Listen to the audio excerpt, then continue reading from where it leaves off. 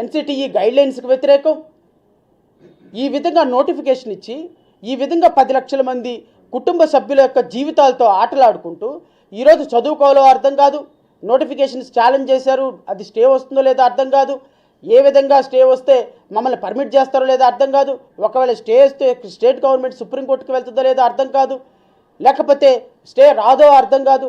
నిరుద్యోగుల్ని, ఈ దేశానికి విద్యార్థులు అందించవలసినటువంటి ఉపాధ్యాయులు కావాల్సినటువంటి వ్యక్తుల్ని ఈ విధంగా మానసిక క్షోభకు గురి చేసి వాళ్ళని ఈరోజు చదువుకోనివ్వకుండా కోర్టుల చుట్టూ, కోర్టుల్లో న్యాయస్థానాల తీర్పుల చుట్టూ తిప్పేటువంటి మీ అసంబద్ధమైనటువంటి అనాలోచితమైనటువంటి నోటిఫికేషన్ ఇష్యూ చేసి ఎవరి జీవితాలతో మీరు ఆటలాడుకుందాం అనుకుంటున్నారు?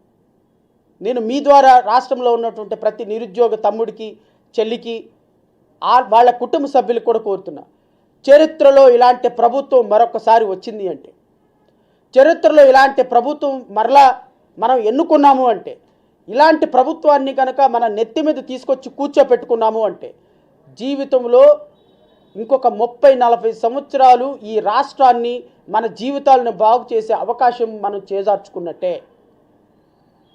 ఈ రాష్ట్రంలో ఏ నిరుద్యోగి కూడా, డిఎస్సి అభ్యర్థిగా అపీర్ అవుతున్న ప్రతి నిరుద్యోగి కుటుంబంలో కనీసం అమ్మ, నాన్న, తమ్ముడు, అక్క, చిన్నాన్న, తాత, ఈ 6 సభ్యులు కూడా ఇదిగో జగన్మోహన్ రెడ్డి ప్రభుత్వానికి, జగన్మోహన్ రెడ్డి ఎవరైతే మాకు కుటుంబ సభ్యులందరూ ఓట్లు వస్తాయి, డిఎస్సి ఓట్లన్నీ మాకు వస్తాయి అని కేవలం ఎలక్షన్ స్టంట్తో వేసినటువంటి ఈ నోటిఫికేషన్ని మీరు తిప్పి కొట్టాల్సినటువంటి బాధ్యత ఉన్నది.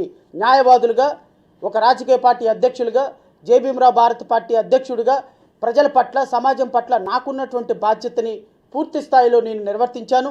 హానరబుల్ హైకోర్టులో నిరుద్యోగుల తరపున వాదించాను, నిరుద్యోగుల తరపున స్వచ్ఛందంగా వాదించాను. ఈరోజు కోర్టుల్లో అత్యద్భుతమైనటువంటి తీర్పు వచ్చే విధంగా మాకున్న స్థాయిలో మేము పోరాటం చేసాం, మేము సక్సీడ్ అయినాం. కానీ రేపొద్దున ఎలక్షన్ నోటిఫికేషన్ వచ్చిన తర్వాత, ఎలక్షన్ ప్రక్రియ ప్రారంభమైనంత వరకు ఈ నోటిఫికేషన్ ఆగిపోతే రాబోయే ప్రభుత్వాలు పూరిస్తాయి. కాబట్టి రాబోయే ప్రభుత్వాలకి ఈ మంచి పేరు రాకూడదు. ఈ ప్రభుత్వంలోనే తప్పులు తడకగా, అరకొరగా నోటిఫికేషన్ వేసేసి ఎవరిని పడితే వాడిని సెలెక్ట్ చేసి తీసుకెళ్ళిపోతే వాళ్ళ ఓట్లు వస్తాయి అని చెప్పి ఓట్ల కోసం వేసినటువంటి ఈ డ్రామాని తిప్పికొట్టాల్సినటువంటి బాధ్యత నిరుద్యోగుల మీద ఉంది, ఈ రాష్ట్రంలో తల్లిదండ్రుల మీద ఉంది, తల్లిదండ్రుల కుటుంబ సభ్యుల మీద కూడా ఉంది. వైఎస్ఆర్ కాంగ్రెస్ పార్టీ ఈరోజు రాష్ట్రంలో చేస్తున్నటువంటి ఎలక్షన్ స్టంటులకి నిరుపేద ప్రజలు, నిరుద్యోగ చెల్లెళ్ళు, తమ్ముళ్ళు మాత్రమే సమాధానం చెప్పగలరు. ఇంకా మరి ఎవరు సమాధానం చెప్పగలిగిన పరిస్థితి లేదు.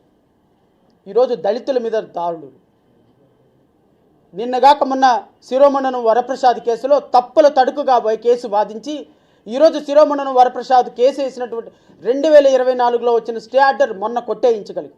అంటే ఒక దళితుడికి, ఒక నిరుద్యోగికి, ఒక సామాన్యమైన మహిళకి, ఒక రైతుకి, ఒక అమరావతి రైతుకి ఎవ్వరికి న్యాయం చేయలేని నీలాంటి ఒక ఆడింగల ప్రభుత్వం దేనికోసం ఈ రాష్ట్రంలో అని అడుగుతున్నాను.